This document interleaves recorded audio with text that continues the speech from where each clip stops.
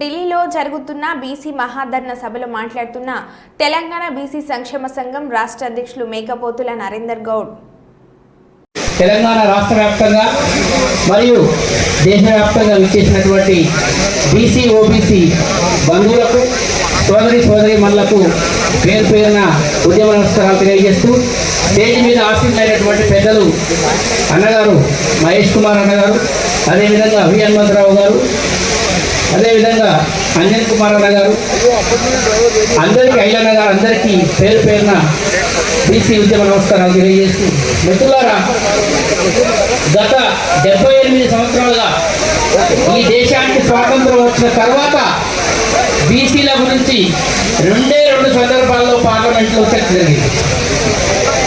ఒకటి విపి సింగ్ గారు ప్రధానమంత్రిగా ఉన్నప్పుడు, రెండు మన రాహుల్ గాంధీ గారు దేశానికి ఏఐసిసి అధ్యక్షుడిగా ఉన్నప్పుడు మరియు లీడర్ ఆఫ్ ద అపోజిషన్గా ఉన్నప్పుడు.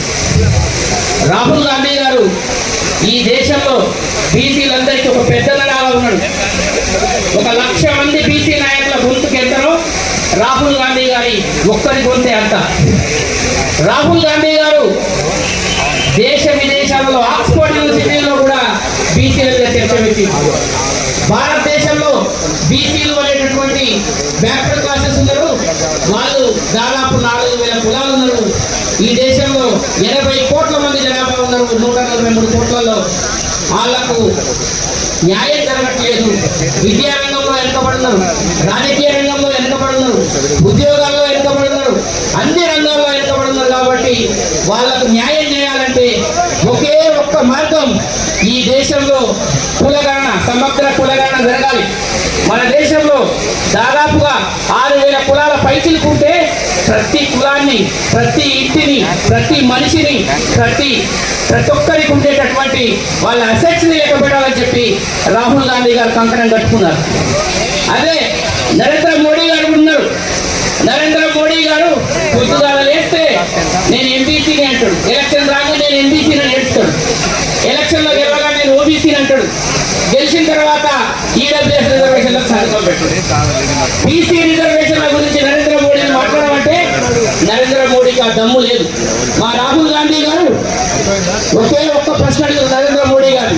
నరేంద్ర మోడీ గారు, ఈ దేశంలో మీరు ఓబీసీ ప్రధానమంత్రిగా ఉన్నారు, ఈ దేశంలో ఉండేటటువంటి ముఖ్యమైన 90 సెక్రటరీలో మీరు ఎంతమంది ఓబీసీలు పెట్టుకున్నారని చెప్పి నరేంద్ర మోడీ గారిని రాహుల్ గాంధీ గారు క్వశ్చన్ అడిగితే ఇంతవరకు తప్పులు లేదు.